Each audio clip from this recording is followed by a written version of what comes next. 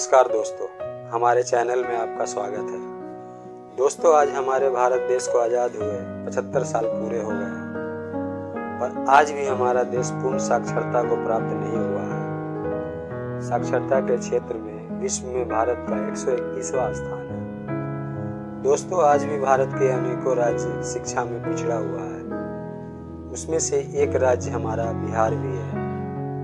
राज्यों के अनुसार केरल में सबसे ज़्यादा साक्षरता प्रतिशत 93.91% और बिहार में सबसे कम 63.82% बच्चे पढ़े लिखे हैं। आज भी हमारा बिहार आरंभिक शिक्षा में पिछड़ा हुआ है, कारण सरकार द्वारा शिक्षा अभियान को जागरूकता से लागू नहीं कर पाना, और दूसरा कारण है गरीबों को गरीबी के कारण शिक्षा के प्रति उदासीन रवैया।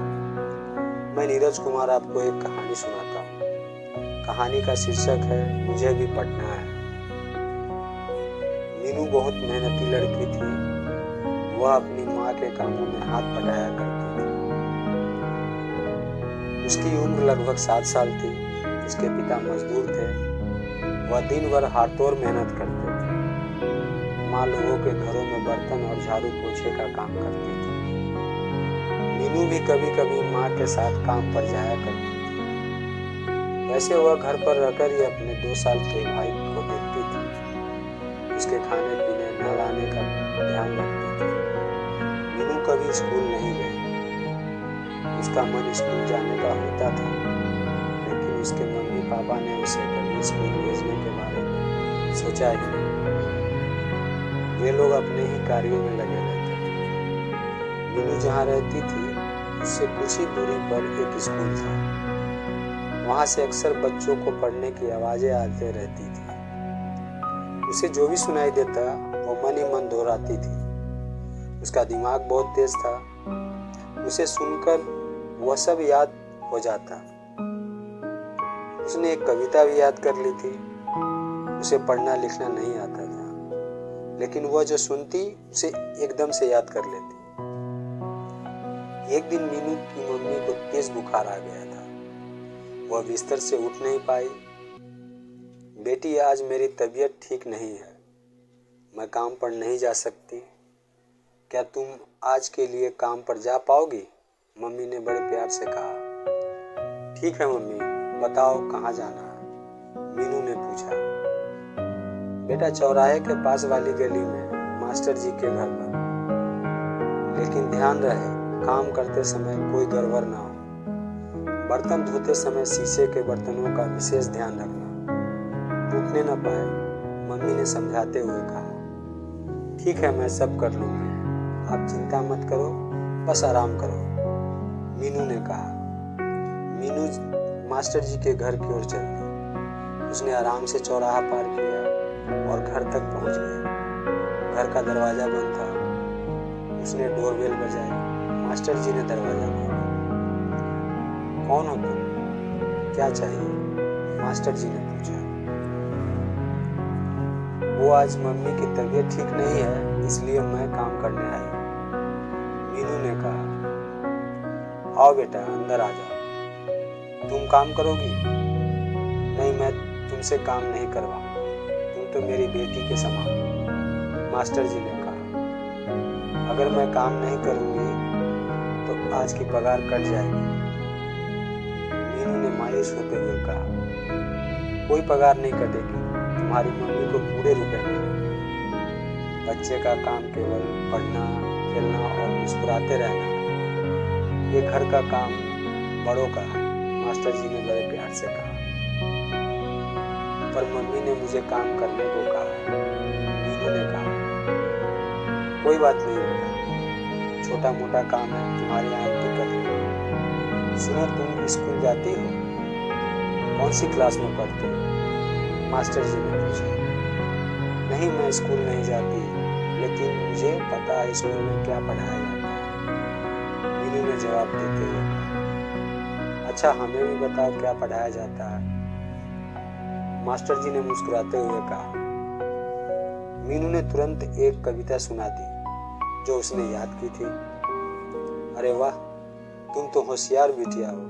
क्या लिखना और पढ़ना भी जानती हो? मास्टर जी ने पूछा।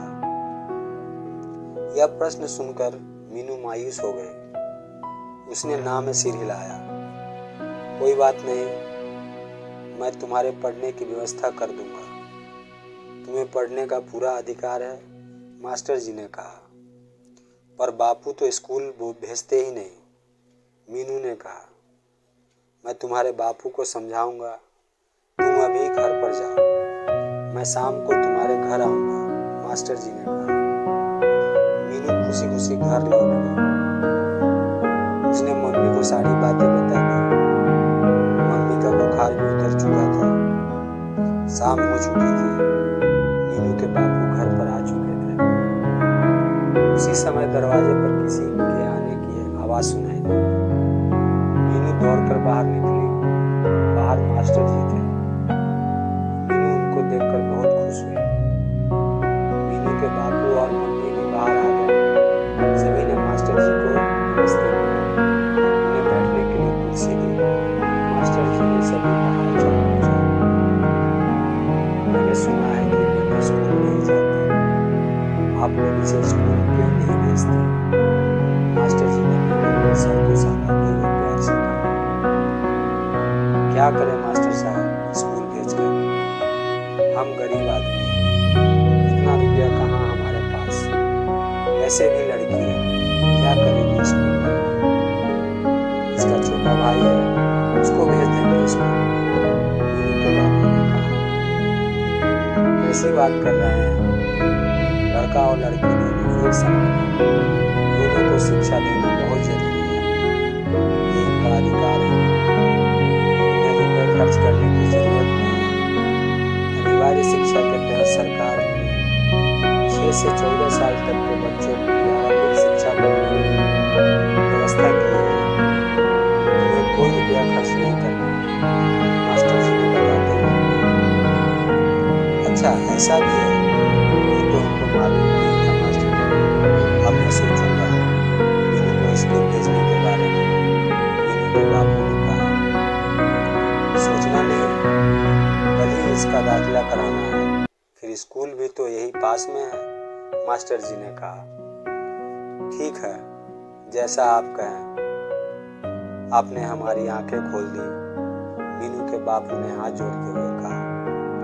मास्टर जी ने मीनू को खूब आशीर्वाद दिया और अपने घर की ओर चल दिए।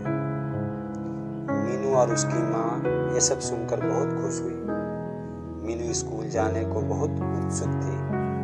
अगले दिन मीनू का दाखिला स्कूल में करवा दिया गया। अब वह मन लगाकर पढ़ने लगी। हमारी कहानी आपको पसंद आया हो तो उसे लाइक और सब्सक्राइब जरूर करें। फिर मिलेंगे अगले किसी नई कहानी के साथ। धन्यवाद दोस्तों। जय बिहार, जय भारत।